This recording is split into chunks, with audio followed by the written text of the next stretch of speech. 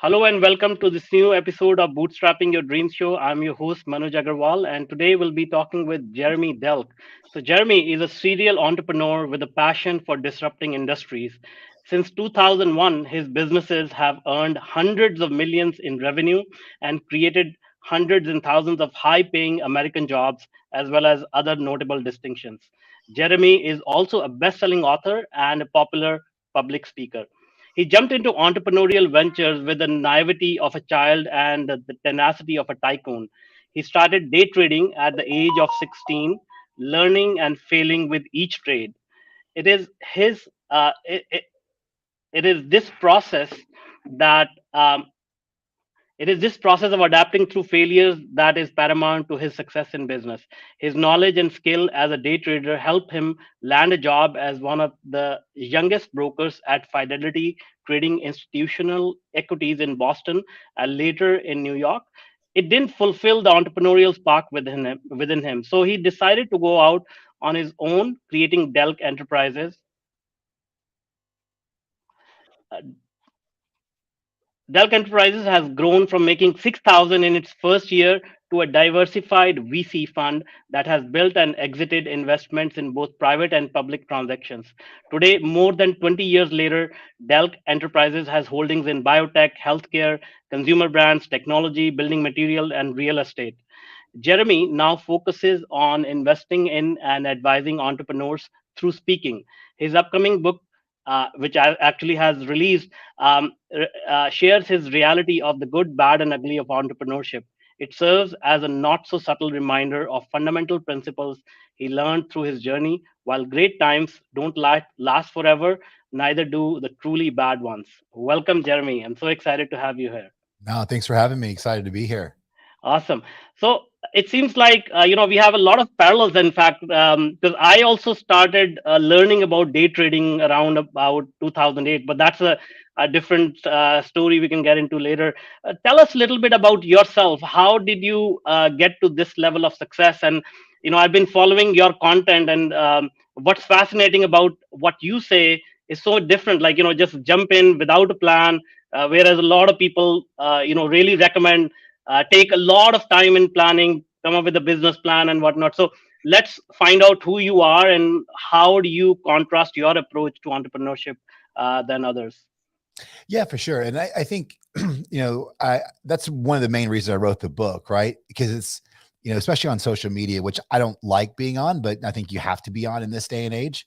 You have so many people that, hey, here's 7 proven systems that actually haven't been proven, but like, here's this step, and it's all mostly BS, right?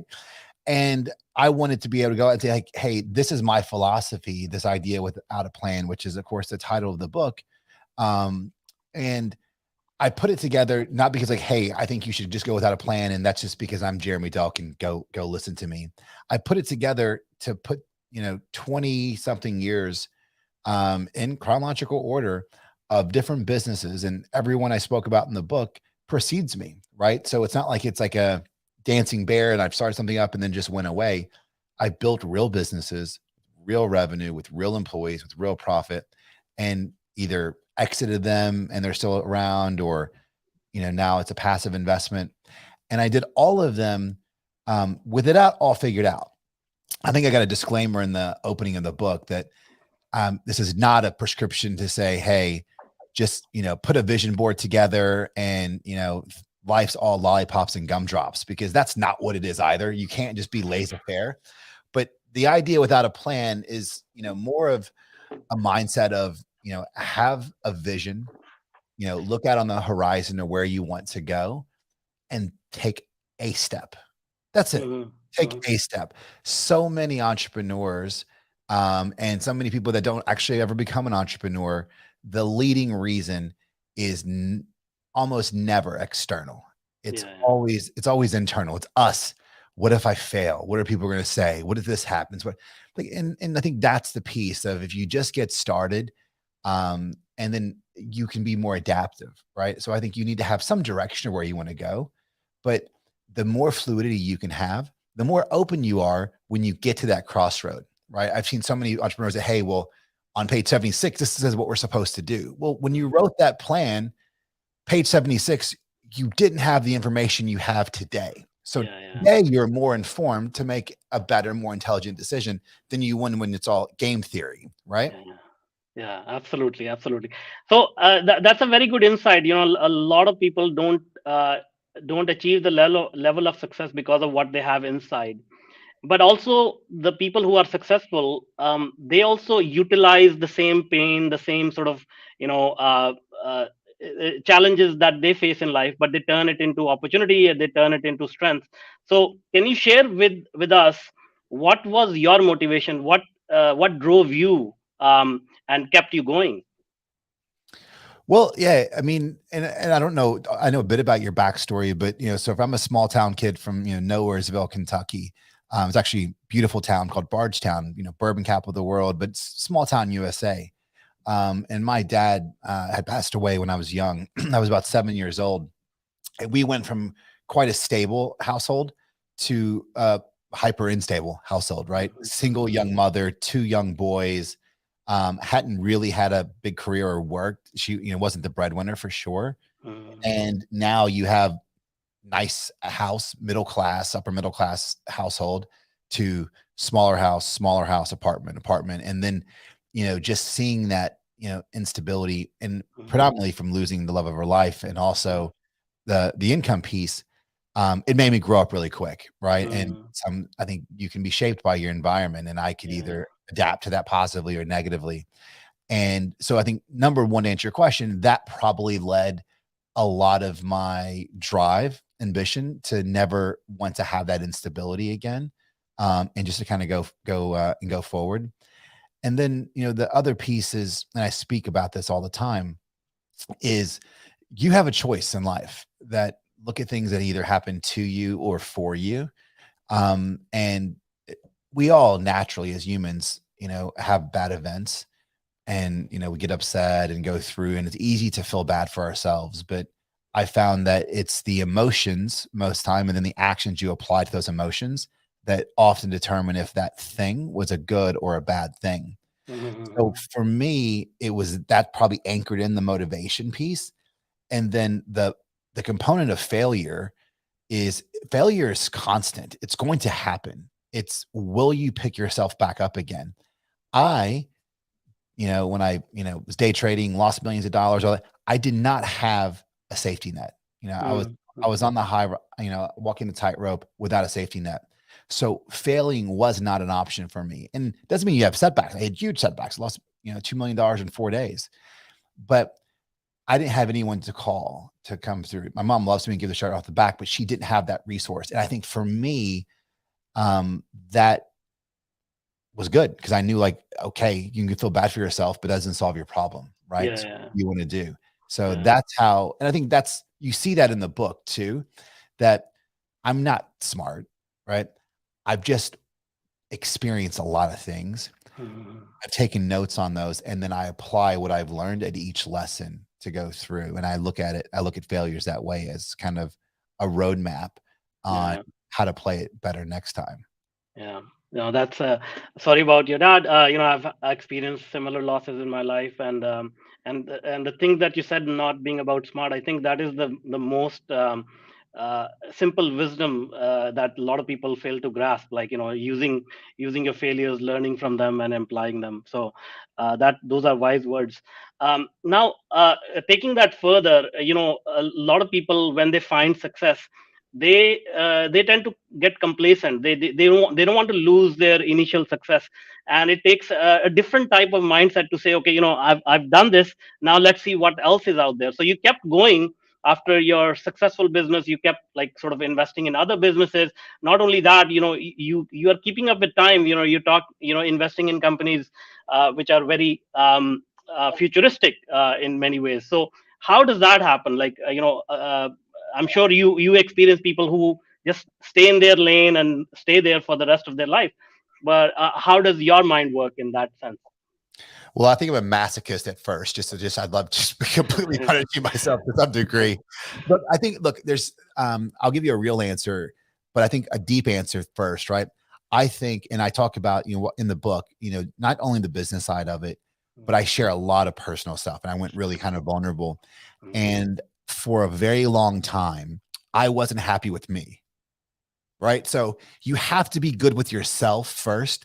So I would go and work so hard or break things and be good because I needed to feel value internally. So I definitely, through work and accomplishments and buying things to, make myself feel loved and valued, all those things to kind of go through, which doesn't work, by the way, spoiler Mm-hmm. alert. That I think was a part of it. Today, I think through hundreds of thousands of dollars worth of therapy and just, a little bit of wisdom, I'm very happy with myself. It's a constant journey and I always want to get better. But I'm still that way. And I actually did a podcast with like some pretty well-renowned psychiatrists who tried to diagnose me. And I think we agreed to disagree to it to a certain extent. He was right. But for me, and again, back to the book, I talked about this, why I left Wall Street, is I am always like, for me, the journey and the learning and the creativity, that's my drug. I love to learn what I don't know. And especially if I'm interested in it, and that's good. And that's my passion, right? It's like finding out new things, because what I found is business is business is business, and people do business with people. So a lot of times they cross over, and it's just that always desire to learn and experience new things. That's now my drive. Yeah, And yeah. I've been very blessed and lucky to see a lot of cool stuff. And one thing I want to talk to you about on this show is, kind of what you do with the business that I should have no business in, right? I'm an investor and I'm kind of passive, but you know, as a small town kid from Kentucky, we're going to have what I think could be a Nature or New England Journal of Medicine worthy journal article, with longevity, and epigenetics, which is Mm-hmm. like crazy. Like there's no plan for that. Like there's no Mm-hmm. playbook for that. Yeah, But yeah. that's so exciting because now like you see where and we're learning so much. And you look at that scale, of information and cost and learning, it's just so rapidly evolving that is super exciting, that you just want to dive in and dig Yeah, in yeah. more. Yeah, absolutely. I mean, the world is changing. New technologies are coming together, and what I'm amazed at is, people. There are very few people who can recognize what is going on, and it's so exciting to see entrepreneurs like yourself sort of spearheading this evolution in multiple areas, like utilizing AI, utilizing technology, and combining it with our holistic health. That never used to happen before. Yeah, so this is good for your audience, bootstrapping. So let's talk about this business we're kind of alluding to. So Yeah. this is the importance of without a plan. I'm an investor, as you kind of gave me in my bio and my intro. I invest largely in startups. I love cash starved businesses because I've ran public companies and I've ran big cash PE businesses, like, and that's easy. Like all that cash is a great excuse to be lazy and have consultants for consultants and consultants. Bootstrapped and lean out like, hey, I've got this much money. Where do I want to put it? Because it might be all I've got, right? So you're going to be so more diligent on making decisions. Yeah. So that's what I do. That's kind of my day job and my passion. I'm also an angel investor, and there's a local chapter of, I call it Bluegrass Angels, that I've thrown some money in.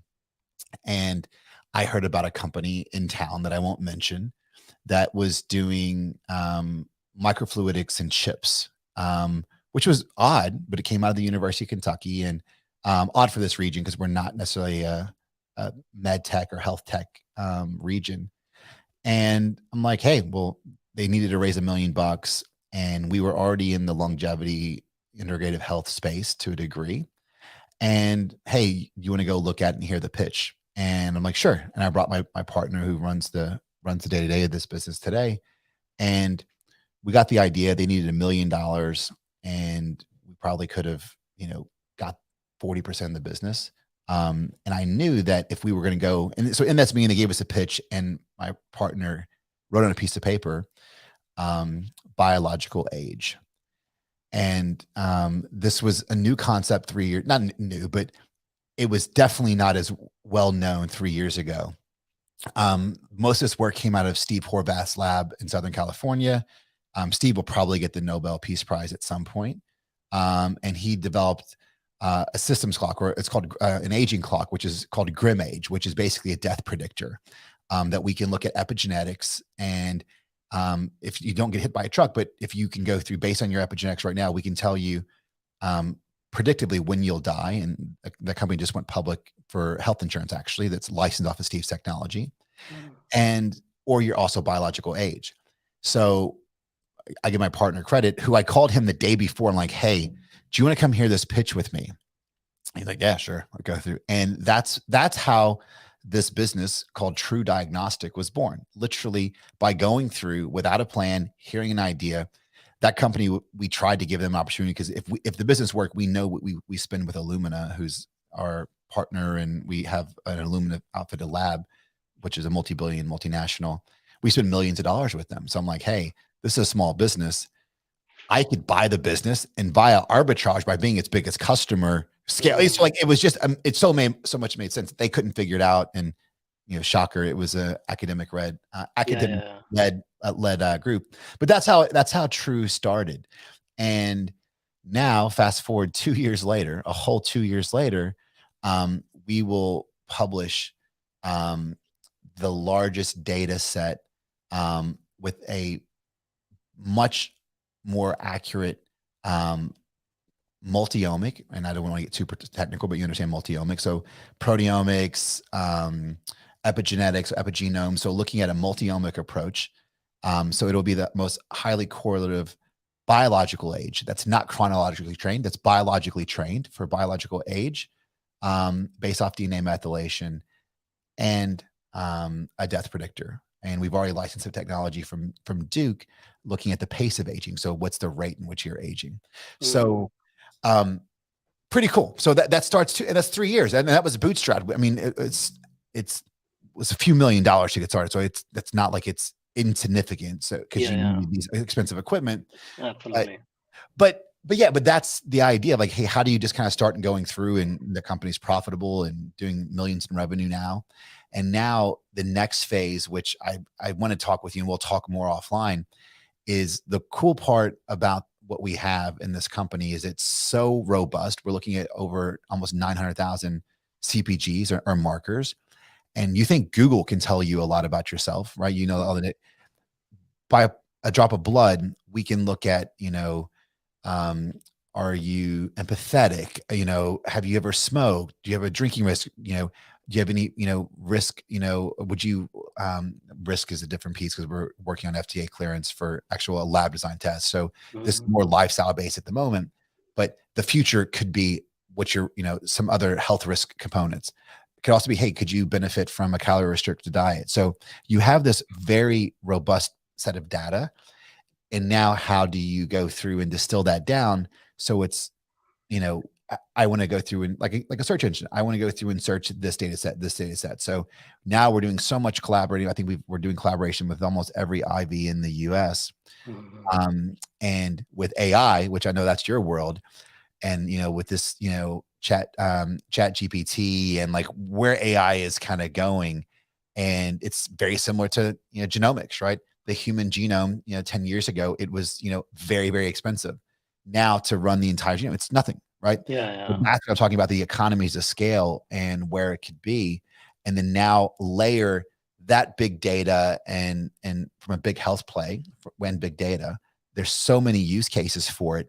Then layer in highly correlative and functional AI, it can get pretty cool, really Yeah, quick.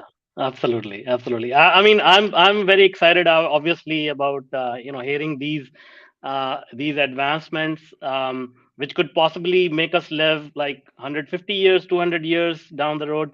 But the thing is that what's fascinating about this is the speed at which technology is evolving. Because we used to think, around about 2050, AI will become as powerful as it is today, but it is like compressing time, because it is becoming so powerful already that it is generating its own sort of next iteration. um, so how do you see, um, AI and other technologies like blockchain and CRISPR and cloud and so many groundbreaking technologies are coming together. How do you see this changing the world, and what kind of opportunities it is creating for entrepreneurs? Yeah, well, I think first they're all very real. All the three things you just said: CRISPR, super exciting; um, blockchain, not crypto, but blockchain, very real; um, and AI, all very real, all a lot of utility, and all fucking really scary. Because Yeah. if not used properly, it can be it could be scary. Used properly, though, I mean, I look at, Ray Kurzweil, remember him? Yeah. Right, Yeah. so, singularity is near. I mean, he has that I mean, his adaptation between, the when he was back at, I think, MIT. He studied MIT, does that sound right to you?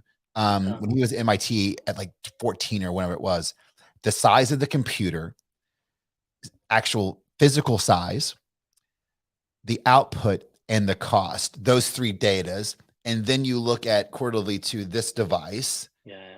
physical size, cost, and output, it just keeps on getting smaller, quicker, cheaper. So, and it's only getting faster, faster, faster, right? So, yeah, we just hope it's used for good. And what opportunities? All kinds of opportunities. I mean, blockchain already is, having more and more use cases. Again, all these crap coins, and there's a lot of controversy going through, but that happens. That cycles. Like, look at any economy, like tulip mania. It was a bubble that needed to kind of correct. But the underlying technology of blockchain can, I still believe, revolutionize how we bank, do transactions, go trade. There's so much utility, and it gets us more on this global Mhm. piece. CRISPR, yeah, I mean, what can't you do with CRISPR? But again, it gets down into, every action that you take with technology has a consequence. I do Mhm. firmly believe that, with the right medication, the right guidance, health, lifestyle, all those different things, living to 120 is not inconceivable at all.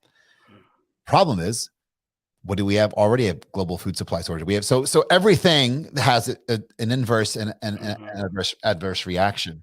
But Yeah. Yeah. there's opportunities in every industry, and I think if you're not paying attention to AI, and again, this chat GPT is as monumental as Google or a search engine. It's that big, and you cannot afford. I don't care if you're a lumber yard selling, bricks and sticks. You cannot afford to not pay attention to this social media, which I don't love, but you can't not pay attention to it because it's just a medium that is going to be constant. You're just going to have iterations and winners and losers, but that connectivity, we've raised generations now that have always been connected. It is not going anywhere. Mhm. AI and the utility of that is only going to be more and more mainstream. Yeah, I agree. I agree. And I noticed one thing as you were, going through these points. You brought up tulip mania, and you said that people need to pay attention. It seems like you also read a lot. You acquire a lot of knowledge about the history of how things actually happened in the past, to be able to project it how they may unfold in the future. Is that right? Yeah, I mean, that's old logic back in trading, right? Past performances are good future indications of what's to come, Yeah. and Yeah. it just happens, right? And it's we humans, especially Americans, right? I'll just pick on our own tribe here. We're so fucking short sighted, right? We are so short sighted that we forget. Oh, the housing is it's going to be. It's never going to be like 2008. Remember, like, I mean, like you forget so easily the bad times, and Yeah. that's the problem. Like I don't think times being bad. I don't necessarily think. I think there's in this winter that's coming. I think there's a tremendous amount of opportunity coming. You got to be ready for it, and you got to look for it, and have the confidence on execution. But through every one of these cycles, there's opportunities to be had. Yeah, absolutely. So let's talk about some of the lessons you may have learned during your journey. Maybe you made some mistakes. What are some of those lessons that stuck by you, and you thought to yourself, okay, I don't want to repeat this again? Yeah, I mean, the biggest lesson, obviously, the first big lesson was 20 something years ago when I was trading stocks as a young man who, yeah, it was just easy. It was a bull market, 97, 98, 99. Boom, 2000 happened, right? So during that period, I was just a genius. Not really. Just everything was going up, and especially the tech stocks that I was playing, which was JDSU and Qualcomm. So I took 30 grand from inheritance from my dad passing away and turned it into about 2 million bucks, which sounds impressive. But more impressive is I lost it all in 4 days. Mm, And that was probably one of the toughest, moments for me individually, because I was a failure. I had failed and lost all that money. I lost the money that my dad had left for me, right? Like I felt like it mm, squandered. So I mean, I had dealt with a lot of really angst on that, and it took a while. But that loss led me to my job on Wall Street, which was always an ambition of mine. That loss, taught me, which I actually, forgot this for a while, and it came back to me. The humility and the idea that nothing's always going to be great forever, and you need to kind of take a look, just move slow, think about what you're doing, and just be observant, right?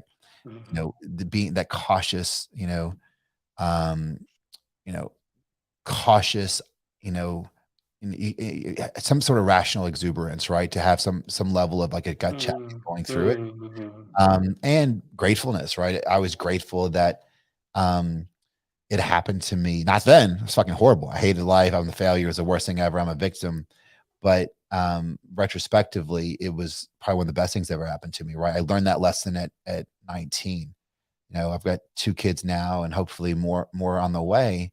Um, what happened if I lost it all then, right? mm, mm, Family at risk. So those things, are lessons that you learn. And, every great entrepreneur, every great business owner that has this massive breakthrough, this massive success, ask any of them, most of the time, that massive success came off the heels of something fucking catastrophic, right? yeah, It yeah, came something like, absolutely. this is good. Netflix, everyone knows that example. I mean, it comes off like, whoa, we're in trouble and you can't see, but those things happened for you, not necessarily Mhm. to you.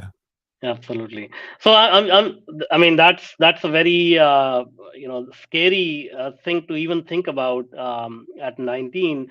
Like, like, did you have people around you to support you? Because I find that um, in those defining moments, obviously you are going through your own thought processes, but the people around you are even more important. Like, what are they telling us in terms of picking ourselves up, or just sort of giving everything and just like hitting the rock bottom? Like, how was that experience for you? Yeah. So it's I don't know if this will answer your question or not, but I mean, I think a lot of people look towards mentors, and I think that's a good thing. I never had a mentor. One, and I think entrepreneurism most times is a very lonely place, right? I Mhm. didn't want to tell my mom or now my wife, or I don't always want to share like when I'm scared, because when you're scared, and especially for people that you're providing for, it only hurts them. And that's my perspective anyway, right? So I'm much more transparent now later in my life than I was earlier, because I felt like it's my job, like my dad was, to be that provider and protector. So for me, I didn't have anybody that I ever went to, and that was by design, right? Which was a scary, lonely place, but that's what it is. But you mentioned reading, like you can have mentors that maybe aren't here anymore, or they're not here, they're 100 years old, but you can read through books or listen to audio tapes and you can learn those lessons throughout history. I think I led more into that piece, and Mhm. then I tried to become my own barometer of like, this sucks, what happened? But every time I just kept moving forward, you know you get more and more confident up, because like, yeah, Yeah. when that happened, and think about it, right? You've had this in your life and business, I'm sure, as is all your listeners.